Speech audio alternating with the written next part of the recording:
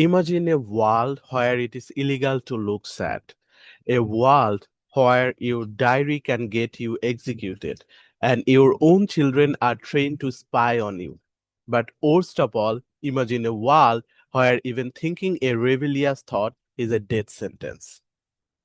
In this world, history is rewritten every single day.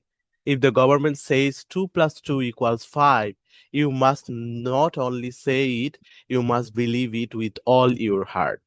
This is not just a horror movie plot. It is the terrifying reality of 1984, the masterpiece written by George Orwell. Published in 1949, this book didn't just predict the future, it created a chilling blueprint of absolute psychological control that feels scarily relevant today. Welcome to Intellica. In this episode, we are entering the dark, dystopian corridors of Oceania. We'll break down the haunting plot of Winston Smith's rebellion, the psychological terrors of the thought police, and uncover the terrifying truth of why Orwell's warnings are playing out in our modern digital age. Our story takes place in Airstrip 1, formerly known as London, the chief city of a mega empire called Oceania. The world is divided into three perpetually warring superpowers. Oceania is ruled by the party and totalitarian regime, spearheaded by a mysterious, omnipresent figure known only as Big Brother. Posters are plastered on every corner with the chilling phrase, Big Brother is watching you. The party rolls through four massive ministries, and their names are a masterclass in psychological irony. The Ministry of Peace, which handles perpetual warfare, the Ministry of Plenty, which manages starvation and economic shortages, the Ministry of Truth, which fabricates lies and rewrites history, the Ministry of Love, the most terrifying of all, which handles torture and brainwashing. The official slogans of the party are carved onto these concrete giants. War is speech, freedom is slavery, ignorance is strength. Enter our enter our protagonist, Winston Smith. Winston is an ordinary citizen who works at the Ministry of Truth. His daily job is to destroy historical records and rewrite old newspapers so that the government's past predictions always appear 100% correct. If the party executes a person, Winston completely erases their name from history, turn them into an unperson. But inside, Winston is deeply sick of the lies. He remembers a time when the world was different. One evening, he commits a fatal crime. He steps into a blind spot in his room, just out of sight of his telescreen, and opens a secret diary. With a trembling hand, he writes down the ultimate sin, down with Big Brother. He knows that thought police will eventually hunt him down, but his rebellion has officially begun. Winston's quiet rebellion turns explosive when he meets Julia, a bold, sharp-witted young woman who works in the fiction department. In Oceania, love, desire, and sexual attraction are completely banned. The party wants to destroy all personal relationships so that the only love citizens feel is for Big Brother. But Winston and Julia defy the regime. They begin a passionate, illegal love affair.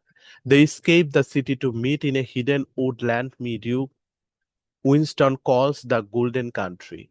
For a brief moment, breathing the fresh air and holding Julia in his arms, Winston feels a dangerous sensation, hope.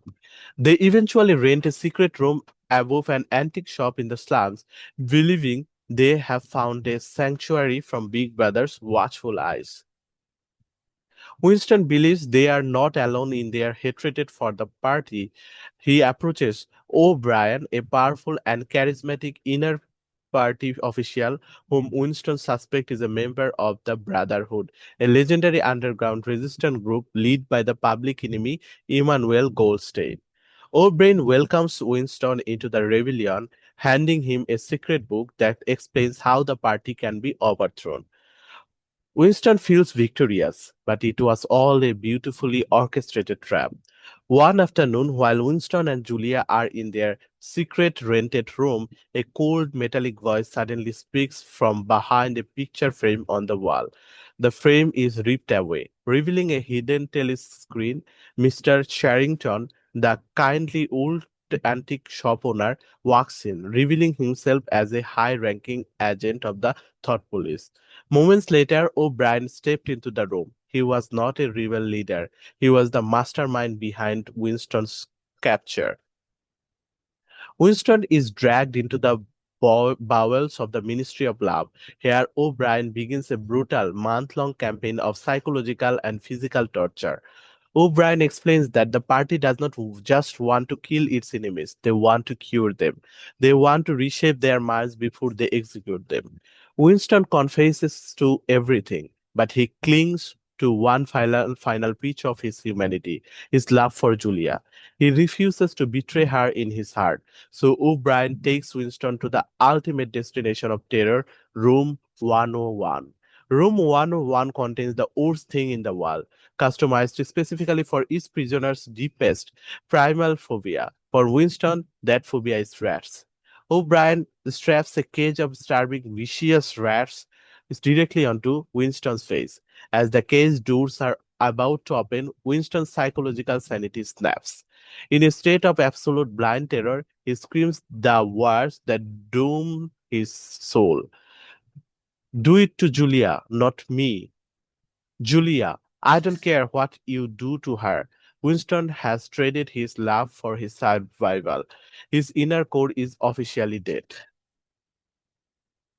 Winston is released back into society as a broken shell. He meets Julia one last time in a park, but the magic is gone. Both admit that under torture they betrayed each other. The book ends with Winston sitting alone in the Chestnut Tree Cafe drinking gin. A telescreen announces a greatly military victory for Oceania. Winston looks up at a massive portrait of Big Brother. The torture, the brainwashing, and the fear have successfully rewired his brain. He no longer feels anger, rebellion, or grief. He looks at the painting and two tears roll down his gin-scented cheeks. The final line of the book is perhaps the most chilling sentence in literature. He laughed Big Brother. George Orwell's 1984 was not written as a prediction. It was a warning. When we look at our modern world with algorithms tracking our every click, facial recognition cameras on every street, and the constant manipulation of truth and fake news on social media, we realize that the telescreens are no longer just on the walls, they are in our pockets. On our Intellica rating scale, we award this immortal literary masterpiece a flawless 5 out of 5 stars. Now it's your turn to voice your thoughts. Do you think modern social media and data surveillance have brought us closer to Orwell's vision of Big Brothers? Let us know your insights in the comment section below. If this analysis sent a chill down your spine, hit that like button, share this video, and subscribe to Intellica. Until next time, stay sharp, protect your thoughts, and stay curious. Thank you.